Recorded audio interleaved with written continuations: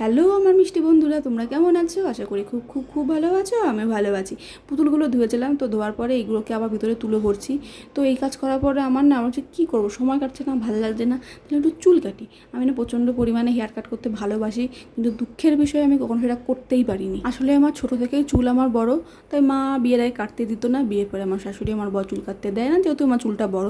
তো এই 25-26 বছর বয়সে এসে আমি এই প্রথম পার্লারে গিয়ে চুল কাটিং করলাম। কিছুদিন আগে একটা ভি কাট করেছিলাম, আমার বেশ ভালো লেগেছিলো। আমার মনে হয় আরও চুলটা ছোটো করলে আমার আরও ভালো লাগতো, কিন্তু কী করবো, এর তো বেশি ছোটো করা যাবে না। বেশি ছোটো করলে বাড়ির লোক বুঝে যাবে, বুঝে গেলে বকা শুনবো আমি।